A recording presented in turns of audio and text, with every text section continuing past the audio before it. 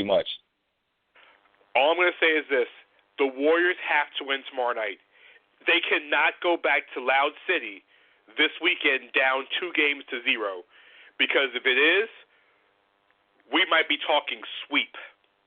And that would look bad for a team that won 73 games and set the record for most wins in the regular season. And, Mark, you remember me telling me this at the beginning of the season.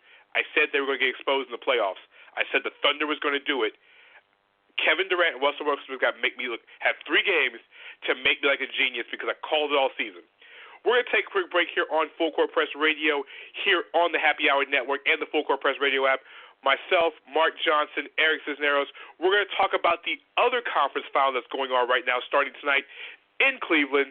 The Toronto Raptors, without Jonas Valanciunas for at least the first 2 games, do they stand themselves a chance in the series? We'll talk more about it when we get right back. We're all born with the blues, whether we want to admit it or not. Though you'll truly experience the blues from a different yet very unique perspective when you visit Yippee-Ki-Yay Blues. At Yippee-Ki-Yay Blues, you'll experience some amazing sounds from aspiring, talented musicians in the blues genre. Be sure to download Yippee-Ki-Yay Blues Android app from Google Play Store and get wired to the Rattled Beach Show on Friday nights. Blues on YippieKiYayBlues.com. NBA Lead will be your ultimate destination for up-to-the-moment expert commentary on all trending NBA topics and headlines. The digital broadcast network will offer hours of live content, plus more than hundreds of on-demand videos each week. It provides news, highlights, live look-ins, our own analysis, music, and conversations from around the NBA world. Moving at the speed of Twitter, it pushes from headline to headline, topic to topic. When all said and done, NBA Lead will bring the fans what they want, when they want. NBA Lead, for the fans, by the fans.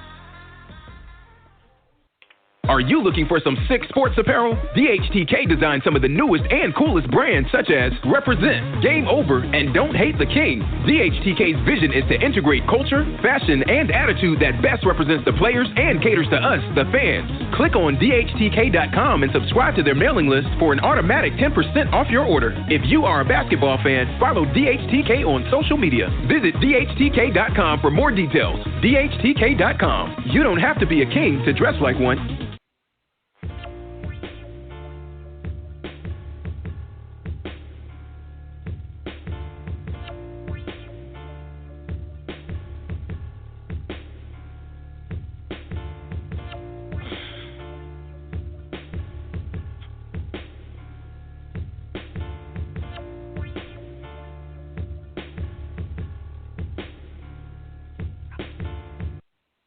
We are back for Full Court Press, NBA Full Court Press Radio here on the Happy Hour Network and the Full Court Press Radio app.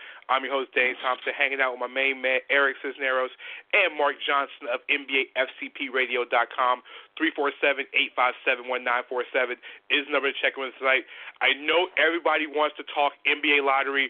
We're going to start talking at 9:30, and I promise you, for those who missed the show last year, the next 90 minutes, starting at the bottom of the hour, you're going to hear a whole bunch of different voices, and we're talking just about every single team that's in the lottery, and we also have guests from all across the NBA as well, too, to check in with us.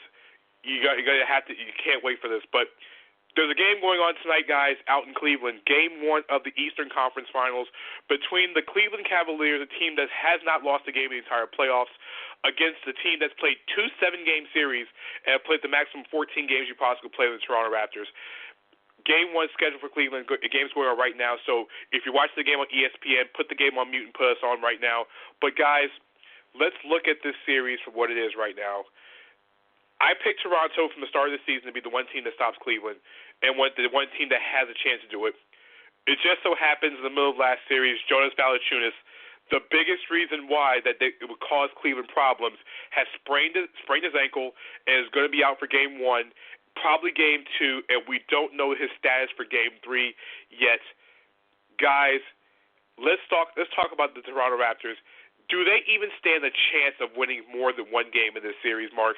I'm going to lead off with you with this one. Can the Raptors win more than one game in the series without Valanciunas being completely healthy? I say no. And it is really like, with Valanciunas, first I'm thinking like, all right, he's been out for a little while. Then it was just like, yeah, he might miss the first couple games. I'm just like, the Cavs will have, even if he comes back for Game 3, even if he can make it back, the Cavs will have full steam momentum by then, and they'll finish him off even if he's in the lineup by that time. Eric, what are your thoughts? My thoughts are the same. I mean, this is going to be a short answer. No, they have no chance. I mean, I predicted the Cleveland Cavaliers to go 4-1, and look at right now, it's 49-30. I mean, the second quarter scoring right now is 2-16 in Cleveland's favor. I mean, they're completely walloping on them right now, just inside of 20 points right now. I mean, these boys are completely outmatched. Without Jonas Valanciunas, I mean, even with him, they don't stand a chance, but at least they stand a little bit of a chance to at least push a second game. I mean, this could easily go a sweep right there. I mean, they're just completely outmatched. But I got to give you props, though, Danny. I got to give you props because you've been barking the entire time saying that Toronto would show up in the Eastern Conference Finals, and you said that the Oklahoma City Thunder would show up in the Western Conference Finals. And I fought you tooth and nail on that. And you know what? They're both there, man. I got to give you props on that one, Danny. Well, you know what? The thing with the Toronto Raptors is that I don't think they get swept.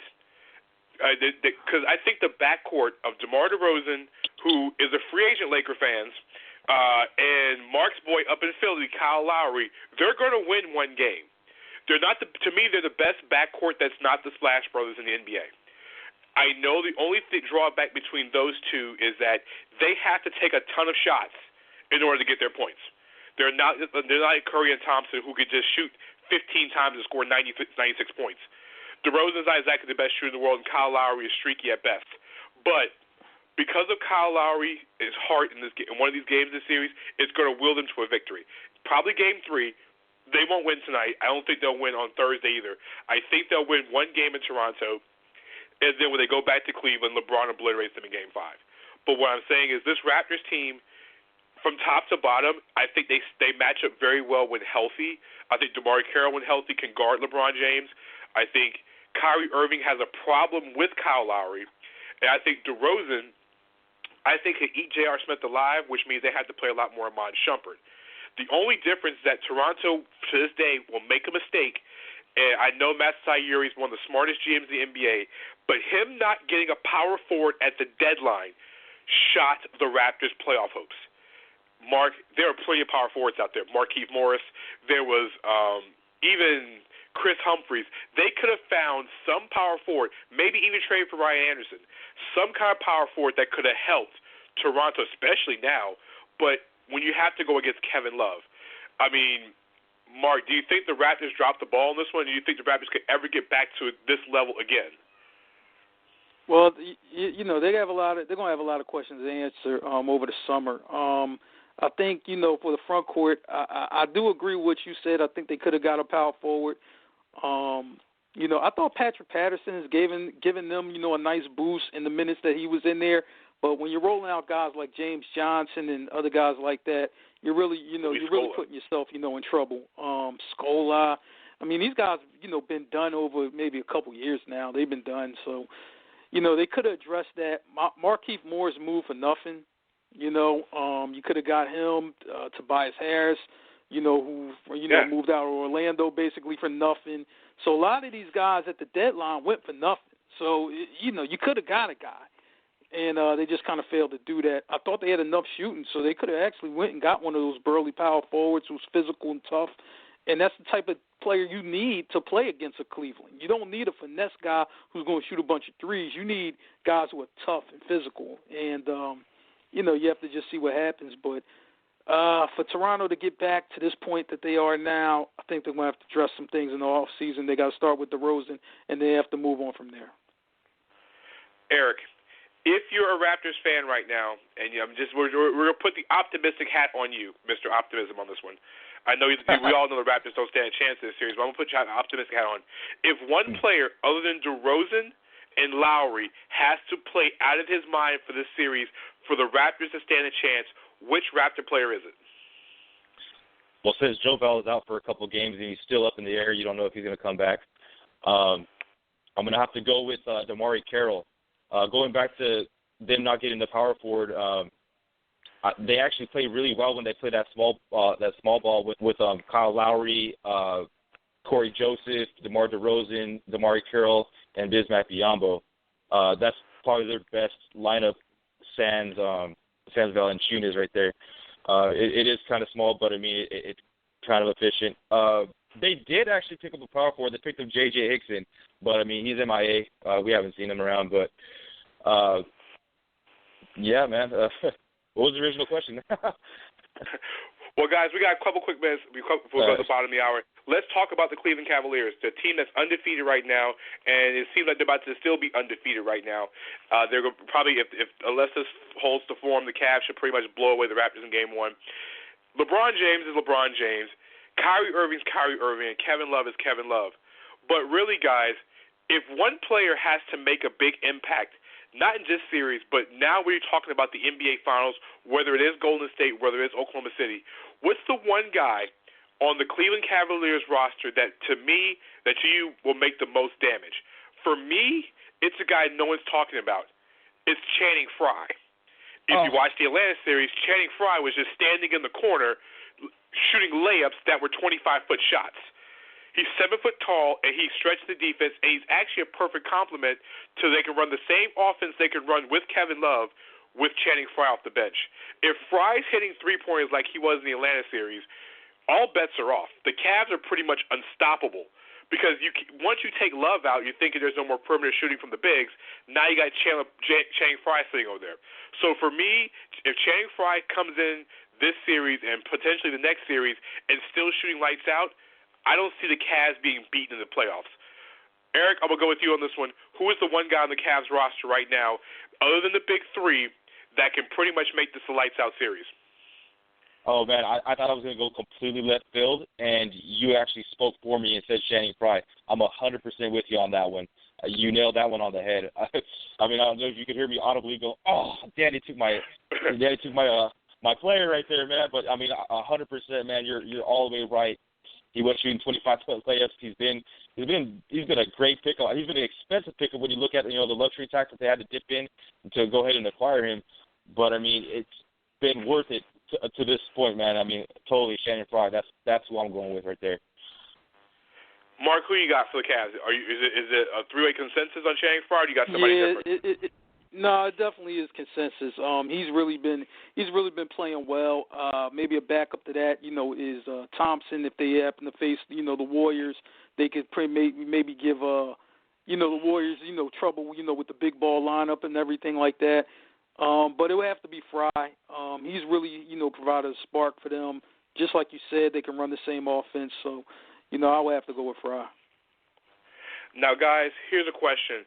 Now, real quickly, is this going to be a sweep? Or, because I have 5. Eric, I think you picked him at 5. Marc, what'd you have him at? No, I said sweep. After seeing Cleveland, roll through the first opponent, I was just like, yeah, they're going to sweep the rest of the way.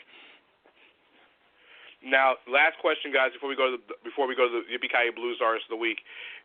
If the Cavs get to the finals, which, I mean, we're going to say if because it's not official just yet, guys, do they sweep either Golden State or Oklahoma City in the finals if they go through and blow away Toronto in the sweep? No, absolutely not. That'll be a series. That'll definitely be a series. Whoever they play, I think, that'll be a series. Eric, your thoughts? Oh, yeah, it definitely won't be a sweep. It'll go about 6 to 7. It'll probably go the distance. It's going to be a slugfest. Before we go to break on this one, every single week, first and foremost, I want to thank Eric Cisneros. I know Eric is going to jump out of the NBA draft series. I think that he is going to go celebrate his Lakers keeping the pick. Marc, you going to hang out with me for a little bit? Yeah, I got you. All right, so me and Marc are going to sit here. It's fun. Check out Eric because Eric's been posting stuff all day long, NBAFCPradio.com. Eric, where else are you located at? You can find me on Twitter, 00 Eric Cisneros. You can find me on the NBA FCP app. It's the same thing pretty much. The zero's probably misplaced differently, but Cisneros, Eric Cisneros, you can find me either way.